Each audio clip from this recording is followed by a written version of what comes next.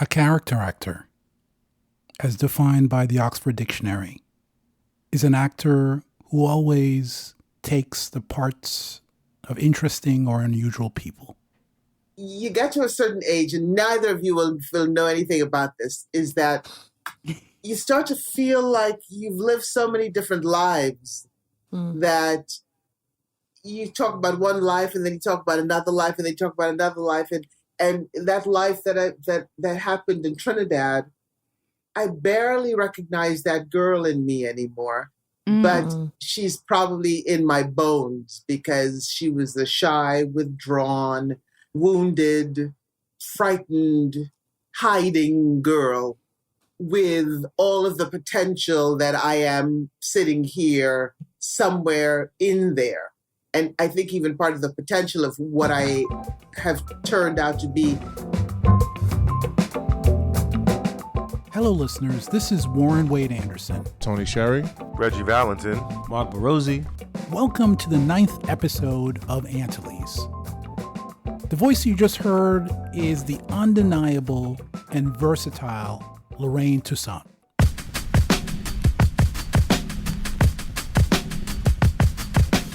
Unlike her fellow countrymen, director Sir Horace Ove, Toussaint left Trinidad as a child and immigrated to Brooklyn, New York in the late 1960s. She quickly discovered a passion for the performing arts, which directed her first to the prestigious Manhattan School of the Performing Arts, then to the Juilliard School as a drama major. Miss Toussaint has made and continues to make her mark on over 76 television shows and 29 feature films.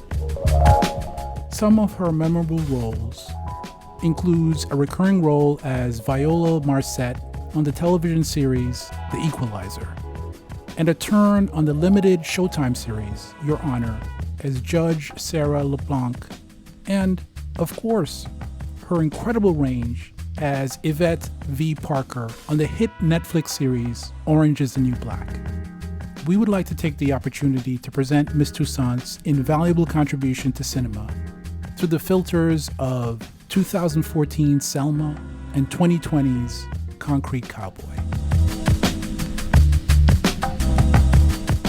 You have Selma, where she played a role that was supporting, but it was more about strategy. And in Concrete Cowboys, it was also a supporting role, but it was more about village. As you guys heard, and thank you for indulging with listening to my my intro. But as you guys heard with Lorraine's pretty much short bio, she mentioned that she lived a very structured life in the Caribbean, and it was a bit of a culture shock when she came here, right? Reginald, you're an immigrant, Haiti born. You've had that same experience. What can you contribute to that? To the culture shock of coming to the States? Like, what were your impressions the first time you came to the States? I came here when I was 11, and even though I wasn't an adult when I was in Haiti, but I did feel a sense of belonging when I lived there. There was the race issue wasn't an issue until I got here. And even when I got here, it took me a while to recognize that it was an issue because I was very naive. I was a teenager growing up. I thought that everything was supposed to be fair and everybody loved each other. I mean, commercials and movies show you one thing, but as you grow up and you start to interact with other races and you start to go to other neighborhoods and you start to look for jobs and you sense, okay, something doesn't feel right, and you realize, well, that's racism. And still growing up, you weren't able to articulate it because you were still very naive and optimistic about people's intentions towards you until you realize, oh my God, their intentions towards me are not good. Wow. Because they tend to think of you as an inferior person. But let me just say this, I know you're about to ask a question, but I feel like growing up in Haiti, I've learned to have a great sense of value of self. And I didn't allow for the atmosphere of racism to change my perspective on how important I thought I was. Right. And Lorraine touched on that. She talked about how in Trinidad at the time it was self-governed. It was black folks governing black folks. Right. So she didn't have that gaze of white supremacy. She didn't have what Americans had to deal with in this country. Well, the history of Haiti is so much different than every other country in the Caribbean, because Haiti had independence long before, over 100 years before. Yeah, Trinidad was 1960 or something like that. That's so pretty recent. Yeah. So it's not completely what you say. I mean, I'm from Jamaica, and I understand a little bit about Trinidad, just a little bit.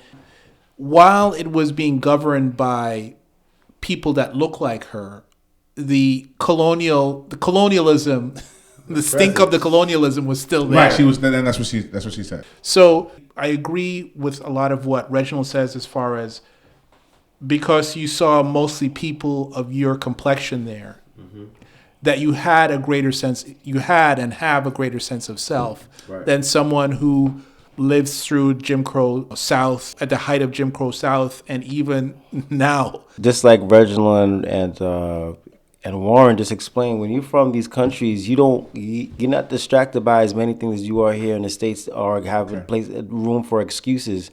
Because I grew up in Queens, and it's definitely multicultural out there, but those that look like me did not have those same structures that were passed on to me from my aunts and uncles that came to visit me and spoke to me and gave me that stern look, like, what you want to do, what's going on. And, we don't do that. And we have this sense of pride. Like, that was embedded before 6. I want to talk to you guys about Concrete Cowboy. Why did you choose Concrete Cowboys? I mean, you said it in the beginning, but why this as opposed to any other role that she's played? She's played a lot of roles. She's played a lot of roles, but when I research someone, I like to see the culmination of the years that they put in, and she's put in almost 30 years of her trade. She played a mother role, and me doing the research, I realized how close she was to her mother, how much of an influence her aunt, her mother, and her grandmother, because her grandmother was the one who took care of her when mom was here for 2 years. So I wanted to see how she would embody that and how she would perform that in this movie, which she did have a mother role. She was a mother in the movie, and she did play a motherly role to the lead character. But before we even talk about that, right? So we're talking about how immigrants see this country maybe 20, 30 years ago. But what about today? What if you live in Jamaica today and you see Concrete Cowboys and you see how the people in North Philadelphia were living in that little section? Well, what are people thinking about this country today? Good question. I don't know. I haven't been there in a while. But if I were to go back in my head to the boy that I was when I was there, I'd say, wow, this is an American movie. I guess they're showing me something I've never seen before. Right. Which are black cowboys in an urban environment. So for whoever didn't see the movie yet, a brief synopsis of the movie was and it's going to be spoiler alert. How about to say? Spoiler alert! Spoiler alerts! Alert! I'm just gonna give you an overview, so don't worry. I'm not gonna give you any spoilers. But a young a young black teen from Detroit was having some behavioral issues. Had some issues at his school. His mother did not know what to do with him. She was like, "Yo, you're gonna go hang out with Dad." Dad was a urban cowboy, lived in North Philadelphia, and I'll stop there. Is that fair enough? I don't want to give too much. That's fair. That's good. Right? I don't want to give too much. Synopsis. And Lorraine Toussaint's role was she was pretty much an aide or a farmhand type of slash spiritual moral guide of some sorts. Yes, right? yes. I would say that the role that she plays, you don't quite know how she. It's a bit ambiguous. Her role, right? Her role is ambiguous. Yeah, but her performance is such a strong performance that you really don't need to explain too much of how she connects into the neighborhood. You know that she connects to the neighborhood. You know that she's been there for a long time. They You trust her. You also know that she has a relationship with Idris's character. Maybe it's not totally explored, but No. yeah. I think the thing about her performance in that movie is her presence. You can feel the culmination of her years of experience. I think the thing that's most impressive about it is that you feel it without her saying anything or saying much. Yes. Yeah. You're making me think of a scene there when they were not capturing, but trying to control Boo. That's the horse's name, right? Boo. When they went to the baseball field, and she goes on and she's like almost speaking as if he could directly hear her, as in the young boy Coltrane, right? Or Cole, as they call him for short. And he's starting to discover that he can tame this horse that's considered kind of wild. And I like how she silently spoke to him to get him to go, hook on the horse and control him or get him to calm down. So that's a silent kind of way of how she plays this motherly role, on how she kind of like mentally speaks to this young man to give him the confidence to find himself with this horse. I think her significance in the movie revolves around the fact that in the midst of all these men, she's like the female moral element of the movie. Oh yeah. There are certain significant scenes where Cole's character had a few instances where he didn't know what to do, and he was questioning he was questioning a lot about his life and what he was doing there. And she was always there strategically to kind of like encourage him or at least put him on to how he should be thinking, how he should appreciate where he's at. She puts some things in perspective. I think that if that's her role, that was her role in the movie, to kind of like set the tone for how transformative what she contributed to the movie would have translated to Cole's character. I think she helped in transforming how he thought, Absolutely. how he perceived his position in that community. Oh yeah, absolutely. I mean, there were other people that actually put him on too, that kind of like, mentored him and guided him or whatever. But I think she was very integral in him changing his perspective. Do we still have that, guys? Do we still have that? It takes a village type of strategy for children. Are people too sensitive? Can I go to my neighbor's house and say, I think I saw your kid the other day wilding out. You need to talk to him. And it's rare. Do we still have that in our communities? It's rare, but it's. I think while we're not able to perhaps do it with our direct neighbors, I think families are feeling they need to sort of make that connection again. I agree. Boys. I just enjoyed the fact that there were some young people who are getting into some traditional things that the older folks were already like a craft that they were already mastered in. I felt when watching the movie that the young men were going to kind of knock what was already there in Philly, where they got into riding horses. I didn't think he was going to be patient enough to pick up all that crap, literally.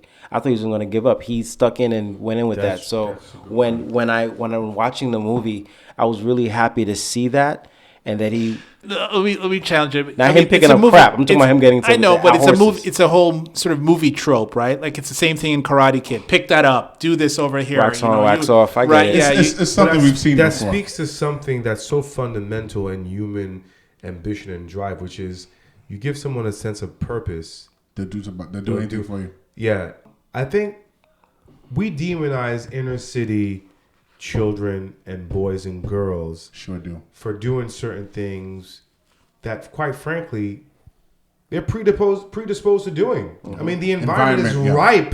Yeah. I mean, the drugs don't just pop out of thin air. No. The guns don't just make themselves. They are brought into the community. That's and right. And people who have turfs to protect use them to protect their enterprise. Well, it brings up what another. I'm saying is simply this.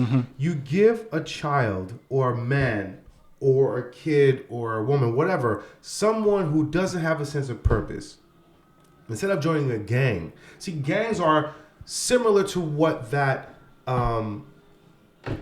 the Concrete Cowboy community was. They were a group that accepted people that lacked a sense of purpose, sense of belonging, and they gave them something to do that was fulfilling. That's right. So And it's they owned it. They owned demonizing people for being part of an environment that's harsh is wrong. And this movie shows it because you give someone a chance to do something meaningful, they'll do it. And it just goes back to the idea of who's been telling the stories. Right. Who's been telling the stories? But it plays into even a larger picture, which is like we talk about immigration. People who live in these communities, how do they immigrate to other communities where there are more opportunities? Like we live in supposedly the greatest nation in the world. Where do they go? Do they go to Jamaica to get or to Haiti to get the better opportunity? They can't. So in a lot of ways, they're stuck. Right. Right. So yeah, and I think the movie really portrays that. You know, it's kind of the character Cole has a friend, best friend Smush, and Smush wants to get out. He wants to get out and have a better life, and he sees, you know, being an urban cowboy is a dead end, and he wants to be able to. He wants to carry on that tradition, but he wants to do it in more of an open space, and he gets caught in this big lie where you can make easy money and get out. That's the tragedy of his character. In closing about the movie Concrete Cowboy, I also want to say how I immediately thought about what you guys are talking about in terms of how parents would take their kids when they would misbehave and take them to the Caribbean. And so when they that was a big threat too. You misbehaved. Like, You going to Haiti? I'm sending you back to Haiti. Man. I'm sending you back to Haiti. Yikes! No, but anyway, so I took it as almost as the reverse, and I did see the village that helped raise this young man, because you have to understand he was being very, I guess, militant, for lack of a better term, where he was with his mom. But just imagine what would happen to him, to this Cole, if he stayed with the mom. What if the mom did not held everything against the dad and kept the young boy anyway? That would be a disservice. Yeah. So the fact that the mom, which was tough love, I think that was overlooked. That the mom kept the door closed, kept the window up. Spoiler alert, and continued driving anyway and left him there. So I think that's something that we kind of overlooked in terms of closing in this. One significant scene that I think we could all relate to, in contrast to other cultures and demographic, is the scene where she slapped her son for acting out and using the F-bomb when he realized that he was going to go somewhere he didn't want to go. And that right there is good parenting. Slap him up. Applaud that woman. But the reaction from the kid was, okay, you got this. I mean, I've seen other cultures and children from other cultures, they feel a sense of entitlement where they could just act out and curse out their parents and there's no consequence. And then the parents are afraid to even reprimand them. But to me, all I'm saying is that was a real scene. That was a real scene of discipline. And I feel like, I think movies are afraid to show that. Like, movies are more apt to show like a powerless parent than one that disciplines their child. There's nothing wrong with disciplining your child. Yeah, that was real. Which is interesting, you know because it kind of angers me that we're living in a society where like we have to live in fear of our children. Am I wrong for saying that? Not at all. Absolutely not. I mean, in the movie, the interesting thing about Lorraine's character is that she did have the kind of, I don't know if the Cole character's mother was, I don't know if you would characterize that as tough love, leaving him with his father, but the Lorraine's character, Nessie, sort of had a hands-off approach to her son, to a certain tragic effect. I don't know if you would call that as tough love. I don't think it was hands-off. If you remember the scene where Cole left the father and he was trying to go to Nessie's house, and she came out there, she's like, listen, if you out here, obviously you're not following certain rules. There's rules that need to be followed. And I think that's her approach with Smush. She's like, listen, I love you, but like the rules are bigger than you. Yep. You're right. And what I love, to me, that was my favorite scene of her, because she said that you're not prodigal enough because you haven't eaten. She pig what is smash." that? Yeah, what is that? That was dope. She kept on Because making that shows reference, you that she's all about not just discipline, but growth, evolution, and recognition of the fact that you're in a place you shouldn't be and you need to come back home. And she's willing to accept And Warren, kids coming back, or Yes. she's willing to see. The thing is, she's willing to reconcile. I think that it's not a question of weakness in parents. It's a question of discipline and allowing a kid to grow. yes, because they have a responsibility. They have a responsibility to, you have a responsibility to discipline. They have a responsibility to grow too. Yeah. And It's not a Warren, I know one-way you have thing. something to say, but I'm going to go on. She also said that I got to go to bed. I got to rest because I got to pray. And I just meant my prayer list has just gotten longer. Yeah. You know what I'm saying? Like she closed out. Yeah, I'm like, yo, and so well. I did read this, Warren, and I'm so happy you guys are saying this because now it's sparking back up in my mind. You were asking me why this movie. I mean, Lorraine she has an extensive resume. Extensive. I mean, if she just stopped at 12 years of classical and Shakespeare, that would have been enough for me to be, oh wow, that's pretty impressive. But she had a good 15, 16 years after that. So to answer your question, Warren, about why did I want to talk about this movie in regards to Lorraine, was that I really felt, even though it was an American movie and she was playing an American, a lot of the precepts and a lot of the things that she was talking about, I believe, is coming straight from. I mean, she Her might have background. not written she might not have written it, but I think the heart behind what she was saying was coming from Trinidad and how her mom would.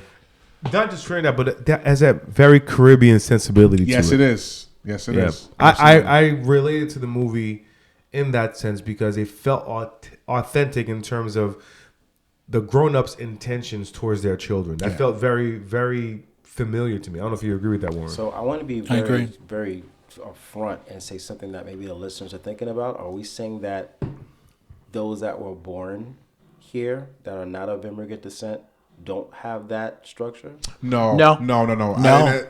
That's why we want to be careful. But that's why I didn't even want to bring it up, but we have to bring it up because there is a dynamic, and I think Warren and Reginald brought it up perfectly. Is that it's almost, this is how I see it. It's almost like how it's easier to teach a 15-year-old how to drive compared to like a 50-year-old. Because the 15-year-old just doesn't know any better. The 15-year-old doesn't It's a good know analogy. about the what can happen out there, so they don't have that fear. They're like, I'm just gonna get in the car and start driving. Right. The difference between a newly arrived immigrant and someone who's been in that place for a while is naivete. Yeah. That's it. Yep. And just talk about the story of when I hear my father speak about when he first got into this country. Like my father, when his first job was this is what's crazy. Just like Lorraine's mom, who was an acclaimed teacher, she ended up being someone's nanny. No shade to anybody who's nanny out there. But my father was a lawyer in Haiti, and my mother was a teacher in Haiti. And then he came here and he's putting buttons on bears in a bear factory. Gears just a little bit, and thanks guys for that input. That was pretty dope. Watching Concrete Cowboys, listening to Lorraine speak, the theme of responsibility just came to me. Let's create a scenario where we have an 18-year-old actress. She's trying to get out there. What's that 18-year-old's responsibility, right? Because we see Lorraine's responsibility now, right? She has a legacy. She wants to pave a way for people behind her, right? That's a very expensive question. Yeah. It depends on your family values, right? I think perhaps you're sort of leaning towards something she might have said, which is, she didn't get the booty roles. She did say that. And I think for some actors and actresses, there's no, for lack of a better word, there's no shade on someone who accepts role where they're scantily clad, Right. versus someone who's like, well, I'm not going to take off my clothes because it's not warranted for this particular role. Mm-hmm. That's a judgment. I think that's sort of a moral judgment, like an unfair moral judgment. The question is, are they doing good work? And I think what you might be asking is it brave To say no? To say no versus saying yes to as many roles as possible. And I don't know the answer to that. Right, because I mean, if you're an up and coming, nobody knows who you are, and you have an opportunity. Those opportunities is what's going to put you onto the other opportunity. Right. So But be wise with that, though. yeah, you still have to be, you do have to be wise with that, but you don't know, like it comes back to that naivete again, right? You don't know whether the role you didn't accept or accepted is going to be able Right, you to don't push know. you You're right, forward. you're right. I mean, look at Samuel Jackson and Halle Berry in was that Jungle Fever? Yeah. Where they were both like crackheads. Oh, they wouldn't be Halle Berry and Samuel Jackson as we know them. I want to add on that as well. I think if there was a young person coming on to take a role and it probably wasn't the best, their decision is based on their experiences. I think what we're talking about is when you're part of a circle or village that gives you a responsibility to be mindful of your decisions and the things you do and your patience, then that's when you know that, listen, even if this is not the best role, I'm going to do these roles to get me through this door, but still be careful. It's just that when you blindly take those roles, then it becomes, a disservice. Well, I That's a think good point. it goes back to what Warren just said about family upbringing, just to paraphrase what you said, that we're either held back or propelled by our upbringing. And so when you're 25, 19, 21, whatever the turning point age is, where you have an opportunity where you're going to make it, or you using a particular opportunity as a stepping stone to make it, that decision to move forward, that decision hinges on that voice in your head that tells you, oh, you shouldn't do that because that's unbecoming of you. That's not proper. Or if you don't have that voice in your head, you'll do it. You'll make the calculated decision to take a role that maybe some people may frown upon, but you'll do it anyway because you see that's a means to an end. This episode is brought to you by our sponsor, Double Bill Movies, a book club for movies. Watch 2 movies and join us to talk about it. A forum for avid and casual movie watchers to discuss how this medium shapes the way we see the world around us. Go to doublebillmovies.com for more details. Now, let's get back to the show. Let's go to Selma.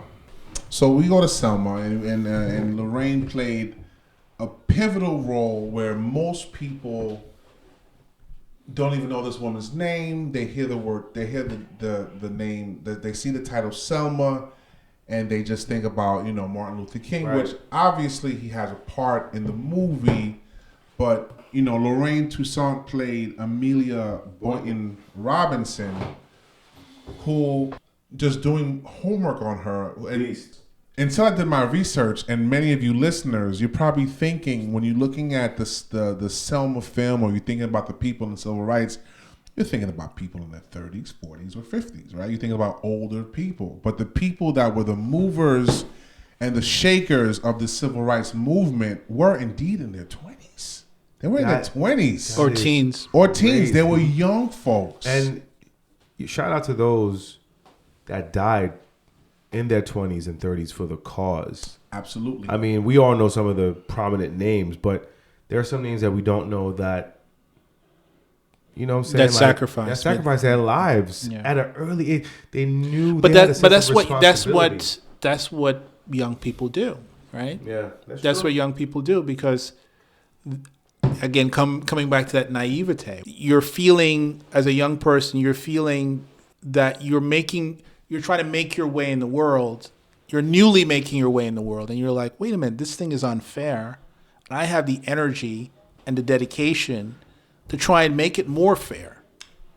Is it as prevalent now as it was before? Hold on to that thought. Hold on to that thought. So here's a question. Selma came out a few years ago. We know the story of Martin Luther King. Why Selma at that time? Why was that movie relevant? Why do we need that story told? Because that was the event that pulled at the heartstrings of white people who had a conscience. Are you talking about Selma, the Selma. real event? Yeah, the real event. Yes, the real event. Yes. Back in the 60s? Yes, the real event. Mm-hmm. Because Emmett Till didn't do it. But that was gruesome, though. Emmett Till did it for black people. Selma did it for the nation and white people looking at a reason to really... Because people saw... participate in changing the environment as we know it. It was like, wow. People saw the people photograph. Really, Negroes are really being mistreated. The people saw the photos of It wasn't the photos. It was video. It was the news broadcast. The news broadcast. It's a direct parallel to George Floyd. Absolutely. Yeah. Yes. That's the point I'm making. Before Selma, the news broadcast and everything that they saw on their TV sets, it was similar to what Black Lives Matter meant in April 2020. Yeah. Prior to May 2020, when George Floyd died, Black Lives Matter, people were staunchly saying, well, all lives matter. Yeah. Blue Which lives pissed me matter. off. Blue lives, it's like in stark disrespect. It's insulting. It's insulting to say that when you see that your brothers and sisters of another demographic are literally crying out for your attention and for your empathy. Yeah.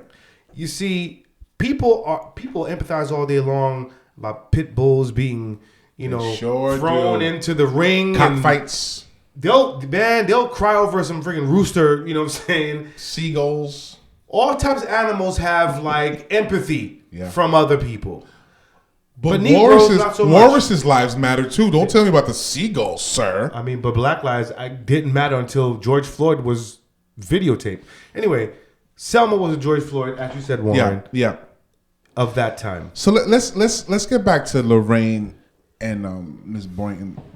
In Concrete Cowboys, it was a little easier to see how her upbringing and her career kind of brought her to that role. Lorraine's role. Sorry, okay. Thank you, Warren. Well, what did we see in Lorraine's performance? This one was a little bit more, even though this is what makes it interesting for me.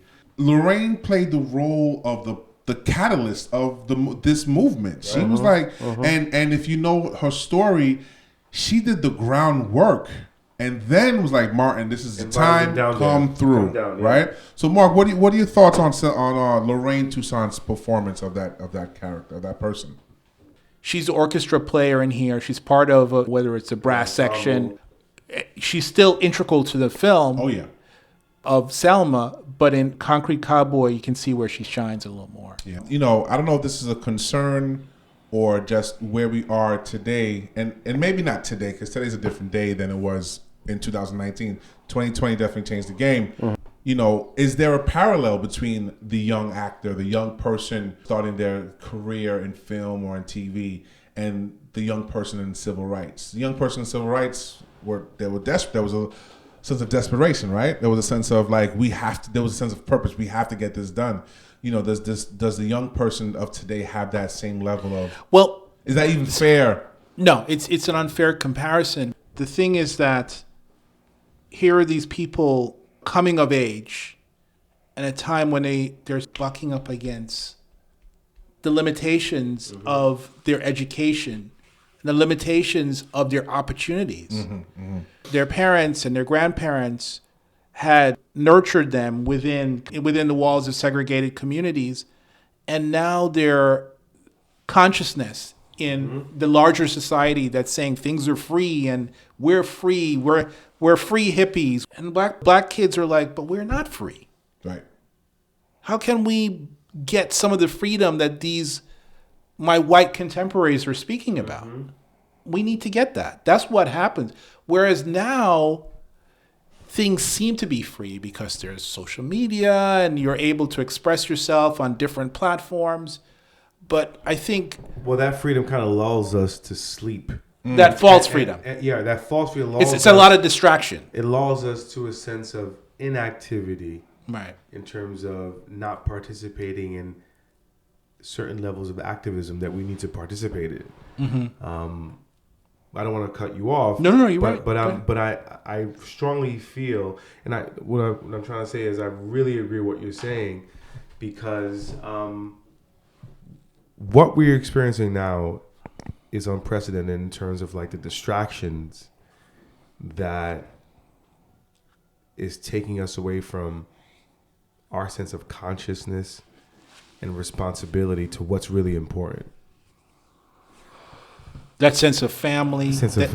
That sense of what you were speaking about earlier, right, which is like, what is your ultimate goal? Yeah. Right now, I've heard someone say on a television program, a lot of kids are like, I just want to be famous. And then the person, the adult that they were telling this to goes, what do you want to be famous for? I don't know. Just want to be famous. I just want to be famous. How would you get that fame? How meaningful is that fame?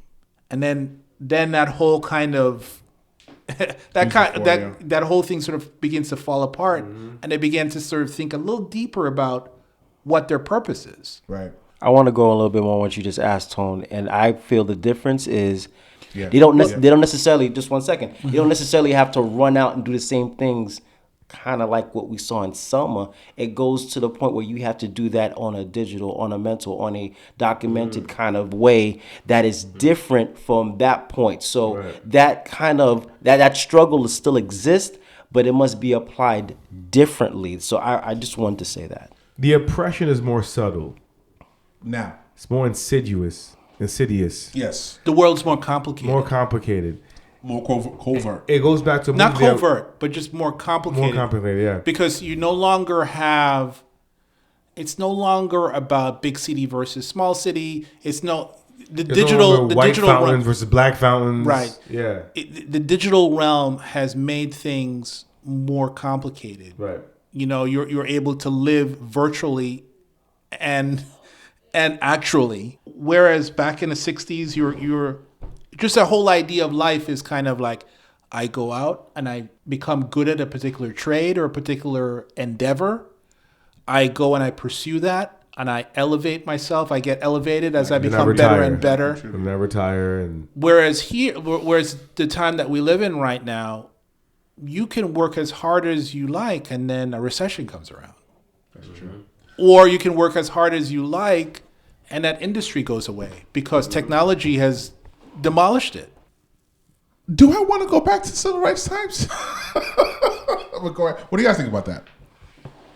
I think the more poignant part of the statement is it was an idea that was worth your life. That was Because all the way deep. if you got run down by, the white guy on the horse who's preventing you from voting, you got run down because you were pursuing the noble cause of getting recognized as being a human being, right? Whereas, trying to prevent yourself from bankruptcy, or nowadays, or trying to prevent yourself from what you're saying is indicative of the fact that we're living in the world where everything is individualized. Like, there's no collective anymore. I think that's what she's echoing here. The fact that there was a collective sense of purpose.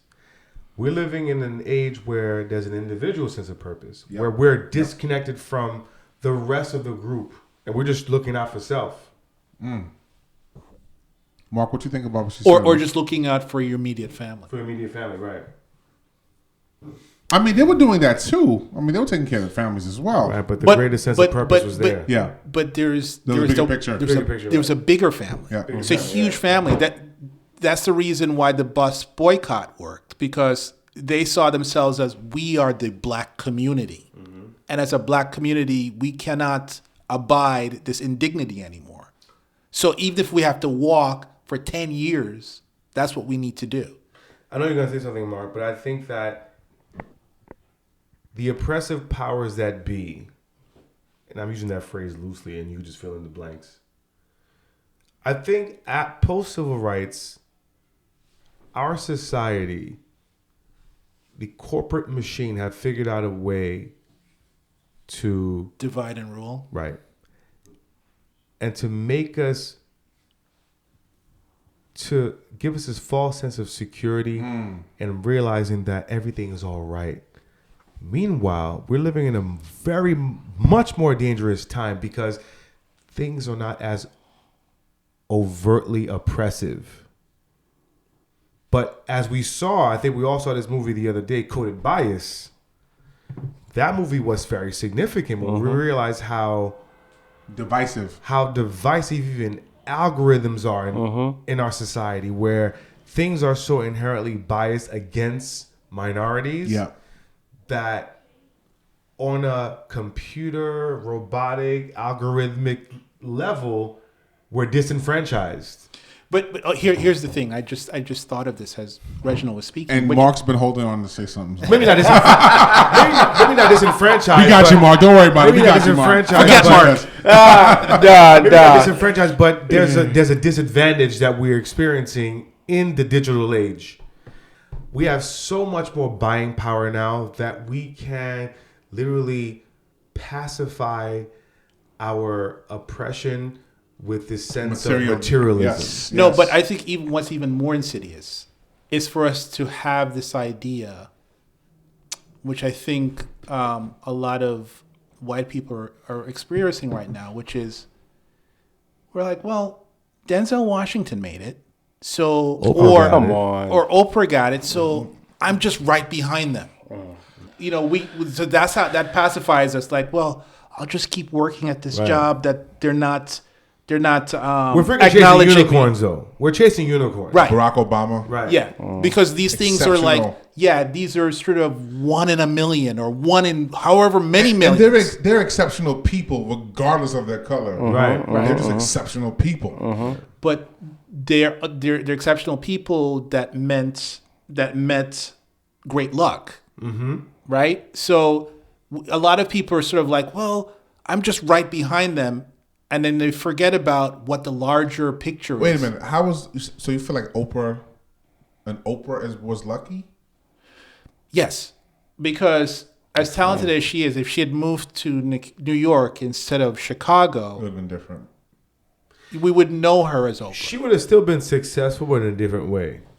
Is that fair to say? Or do you think she would be successful at all? She would not be as big as she is. Right, so I'm saying she would have still been successful, but not in that, Right. Not in the huge way that she is. Right. Gentlemen, our dear brother Mark Barroso has been holding on. Mark is basically gathering Who all is this Mark? information. Who is Mark? Is that what you said? Who is Mark? So funny. Go ahead, Mark. Going back on your question on the comparison of then and now. Yeah.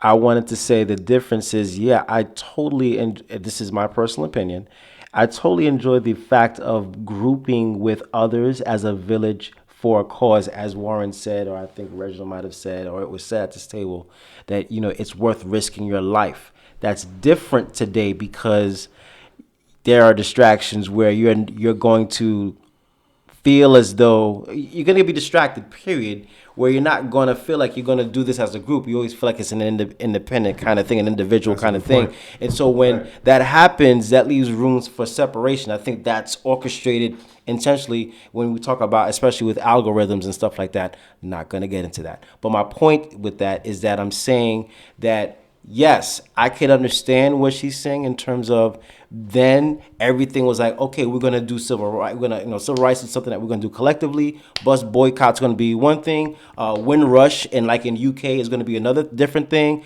All these different things involved groups of people going to a new world together, figuring out how are we going to survive, how are we going to live, and that built that village that we talked about earlier. Whereas today it's different. It's like I'm going to pick up my phone and figure out how I'm going to revolutionize myself because I'm not concerned about my neighbor or anybody else that's in my house, and it becomes an individual thing, but it's orchestrated through algorithms. Again, like I said before, I'm not going to dive into that, but that's where I see the difference.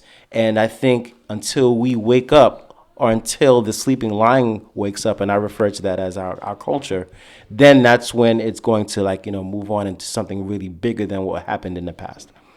Well, there you have it, guys. We touched upon a lot today, but I think my biggest takeaway for today is that Lorraine Toussaint we can't even speak about her in past tense, but she's having a heck of a career. A heck of a career. Salute that woman. She is a master at her craft, and she deserves to be acknowledged. And me personally, I know she's been nominated for a couple of NAACP awards, and she's won an Actors Guild award. But I'm not about just those type of accolades, but I think that she needs to be acknowledged more. She's a heck of an actress, and I really feel like she hasn't been acknowledged because of the role she's played.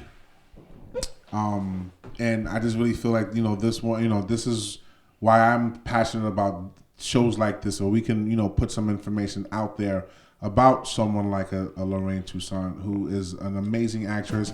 You might know her face, but you don't know her name. But today, you guys are going to know her name, Lorraine Toussaint, representing Trinidad.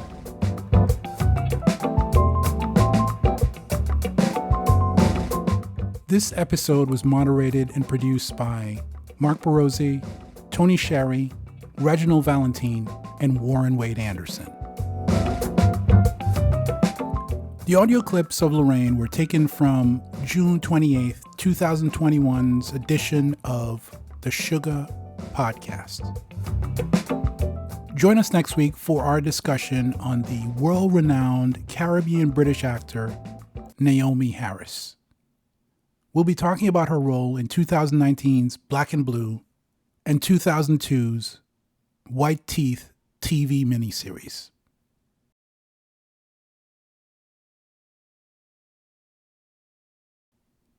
Thank you for spending time with Antilles.